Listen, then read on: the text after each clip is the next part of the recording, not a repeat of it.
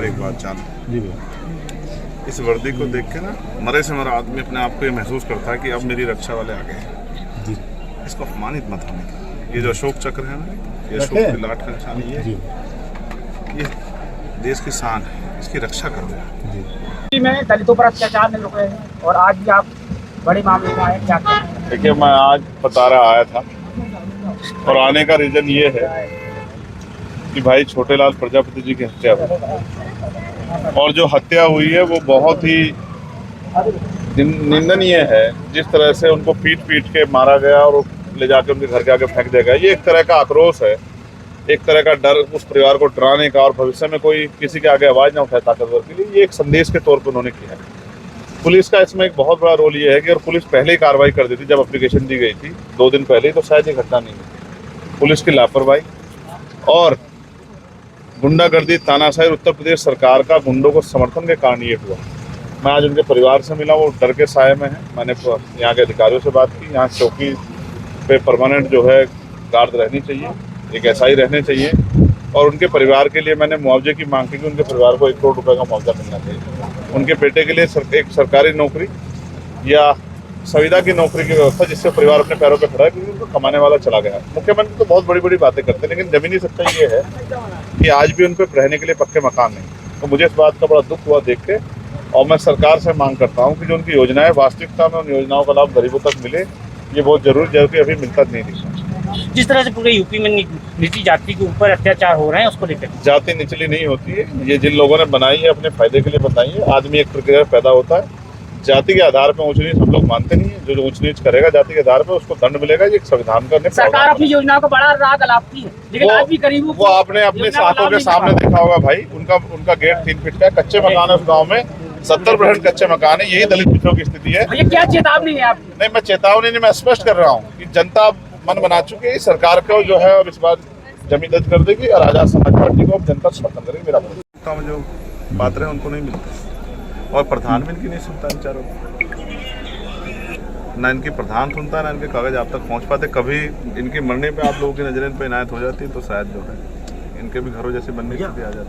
तो तीसरा, इनको राष्ट्रीय पारिवारिक लाभ योजना है, उसमें 30,000 रुपये मिलता है। उसके अलावा माननीय मुख्यमंत्री विवेकाधीन को उसके लिए भी हमने जो है यहाँ से भेज दिया है, देखो। उसके अलावा प्रधानमंत्री जो आवास योजना है, उसमें रजिस्ट्रेशन करवा दिया, तो उनका निर्माण चुके होंगे ना, देख लो। पात्र नहीं मिलते आप तक, बताओ क्या करें? नहीं, हम करवा रहे हैं, हो जाए। देखो, ये तो अगर ये घटना नहीं होती तो आपकी नजर पड़ती नहीं इन गरीबों पर। इस तरह भी लोग। तीसरा, इनको राष्ट्रीय पारिवारिक लाभ योजना है, उसमें 30,000 रुपये मिलता है। उसके अलावा माननीय मुख्यमंत्री विवेकाधीन को उसके लिए भी हमने जो है यहाँ से भेज दिया है, देखो। उसके अलावा प्रधानमंत्री जो आवास योजना है, उसमें रजिस्ट्रेशन करवा दिया, तो उनका निर्माण लोगों को इनको ही बताया। आप पुलिस की कार्रवाई से संतुष्ट हैं? पुलिस जो कार्रवाई कर रही है उससे संतुष्ट हैं आप? पहले मेरी तरफ देखो, ये मत समझो कि कौन आया। जाओ नहीं पकड़े गए, उनका कहीं नहीं पकड़ा था। किस कोई और रह गया पकड़े बगैर? हाँ, कौन है? उनका माल नहीं पकड़ा ना। धमकी दे रहे थे द्वार पे आके, जिसमें एक सर को नाम बताया राजू। हाँ, इसको 4 सीट में यहाँ पे बिल्कुल कर लेंगे। नहीं पीड़ित परिवार ने सर हमें यही बताया, हमने आपसे बताया भी था जब फोन करके, जब हम पीड़ित परिवार के बयान लेने आए। मेडिकल भैया है, तो ऐसा है। और एक बात जान जी भैया, इस वर्दी को देख के ना मरे से मरा आदमी अपने आप को ये महसूस करता है कि अब मेरी रक्षा वाले आ गए हैं। जी इसको अपमानित मत होने का। ये जो अशोक चक्र है ना, ये अशोक की लाट का निशान है, ये देश की शान है, इसकी रक्षा करो। जी। और दूसरा रोजगार ये है, तो अब खेत नहीं है तो जाएंगे दूसरे के उसमें, तो क्यों इनको जमीन नहीं दे सकते हो क्या? कितनी जमीन है? तो आप लोग को लगता है 2-2.5 बीघा जमीन से जो एरियर मिलता है उससे पेट पल सकता है क्या? सही नहीं है सर, बिल्कुल बेकार है, फायदा ही नहीं। यहाँ थोड़ा कम होता है, इसलिए इसमें आप समझ समझते हैं रेप को, रेप की कंडीशन में आया केस में? दोनों अरेस्ट तो आप बयान क्यों नहीं कर सकते? वो मेडिकल का पार्ट है।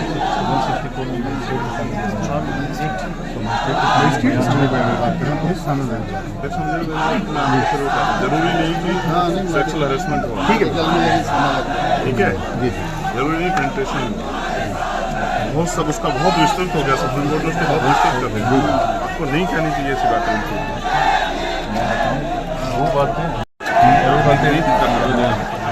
अभी इस तरह की चीज़ों में नहीं आना चाहिए। आपको पता है आपके एडी लॉ एंड ऑर्डर जो है आप सब डीजीपी हो गए हैं, क्या नाम है उनका? प्रशांत कुमार वो हैं हाथरस वाले, उसमें आपको शायद आइडिया नहीं है।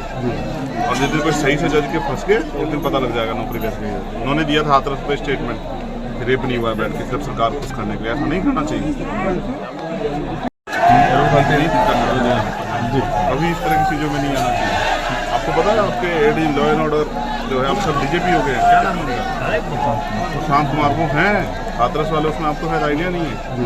और जिस दिन कोई सही से जज के फंस गए उस दिन पता लग जाएगा नौकरी कैसे गई है। उन्होंने दिया था हाथरस पे स्टेटमेंट, रेप नहीं हुआ बैठ के, सिर्फ सरकार खुश करने के लिए। ऐसा नहीं करना चाहिए।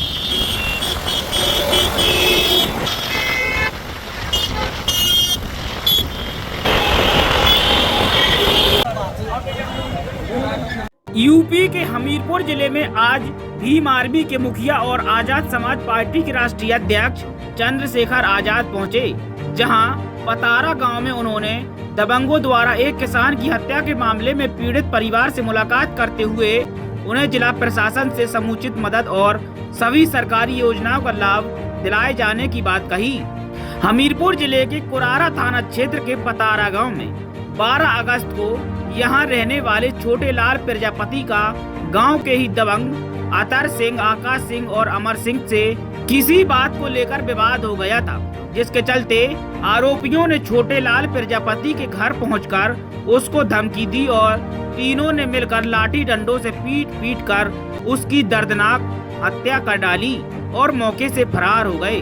घटना की जानकारी मिलते ही मौके पर पहुंची पुलिस ने मृतक के शव को कब्जे में लेकर पोस्टमार्टम के लिए भेजते हुए जांच की और तीनों हत्यारोपियों को गिरफ्तार कर जेल भेज दिया था, जिसको लेकर आज भीम आर्मी के मुखिया और आजाद समाज पार्टी के राष्ट्रीय अध्यक्ष तथा उत्तर प्रदेश के नगीना लोकसभा सीट से सांसद चंद्रशेखर आजाद हमीरपुर जिले के पतारा गांव पहुंचे, जहां पीड़ित परिजनों से मुलाकात करते हुए जिला प्रशासन से पीड़ितों को समुचित मदद देने की बात कही।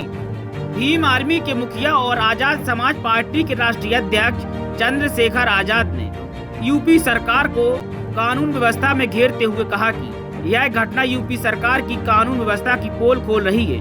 पीड़ित का घर दिखाते हुए कहा कि केंद्र सरकार की कोई योजना, वो चाहे प्रधानमंत्री आवास हो या कोई अन्य योजना, किसी योजना का लाभ गरीबों तक नहीं पहुंच रहा है। यह शब्द आजाद समाज पार्टी के राष्ट्रीय अध्यक्ष और भीम आर्मी के मुखिया चंद्रशेखर आजाद रावण ने हमीरपुर जिले के पतारा गांव में पीड़ित परिजनों से मुलाकात करते हुए कहे। क्या कहना चाहेंगे आप? देखो, हमीरपुर में जिस गांव में मैं पादरा में आया, पतारा में क्यों है? उसी से नहीं है। एक व्यक्ति की पीट के हत्या कर दी गई, उसका परिवार ठगे साहब है। छोटे लाल प्रजापति जी आज हमारे बीच में नहीं। और उत्तर प्रदेश में सरकार तो कहती है कि कोई भय नहीं है, कोई डर नहीं, लेकिन ये सच नहीं है। डर भी है, भय भी है, लोगों की जान भी जा रही है। और हत्या करने वाले लोग, यहाँ तो अच्छा है कि तत्काल कुछ लोगों पे कार्रवाई है, कुछ बाकी है, लेकिन सवाल ये है कि जिनके घर से कमाने वाला चला गया उनके परिवारों का क्या होगा। तो ये घटना बहुत दर्दनाक है। मैं छोटे लाल प्रजापति जी को पहले तो अपनी संवेदना उनके परिवार के प्रति प्रकट करता हूं, और फिर मैं उनके परिवार को विश्वास दिलाता हूं कि किसी भी तरह का हित जो है, यहाँ के अधिकारियों से बात की है, एक अस्थायी चौकी यहाँ बन रही है, और उस अस्थायी चौकी पे जो ड्यूटी जो जिन लोगों की लगी है वो परमानेंट होनी चाहिए। यहाँ उस तरह से रूट जो है इसमें गश्त होना चाहिए, और उनको जो है परिवार को मैंने मांग भी की है कि उस परिवार को जमीन की व्यवस्था कराएं और रोजगार की एक नौकरी की व्यवस्था उस परिवार के लिए कराएं, जिससे वो परिवार आगे बढ़ सके। यूपी में कानून व्यवस्था को कितने कैसे देखते हैं आप? ये आपके सामने हम यहाँ कानून व्यवस्था की जो खामियां है उसी को गिनाने के लिए खड़े हैं। और उत्तर प्रदेश में वैसे तो सबका साथ सबके विकास की सरकार में सब कुछ बदल गया है, लेकिन ये घर क्या रास्ता और इस घर के हाल देख के आप बता सकते हैं कि प्रधानमंत्री जी ने योजनाएं चलाई हैं, चाहे वो प्रधानमंत्री आवास योजना हो या कोई और योजना, उनका लाभ जो है वो गरीबों तक नहीं पहुंच रहा है। उनका लाभ तो सरकार से जुड़े लोगों तक ही, जिनपे खुद के मकान है, उन्हीं तक शामिल हो गया है। ये 3.5 फीट का रास्ता है, कमर मुड़ जाएगी जब आप अंदर घुसेंगे। आज पिछड़े दलित वर्ग के लोगों को इन्हीं घरों में रह के अपना जीवन यापन कर रहा है, और इनके हालात है। हमारी जिंदगी जितनी खराब उत्तर प्रदेश में है, शायद ही किसी प्रदेश में हो, लेकिन सरकार सुनने को राजी नहीं। मुझे उम्मीद है कि मीडिया के माध्यम से मुख्यमंत्री का ध्यान हमीरपुर की तरफ जाएगा, और हमीरपुर के लोगों के लिए बुनियादी व्यवस्थाएं होंगी और सरकारी योजनाओं का लाभ इन तक पहुंचेगा।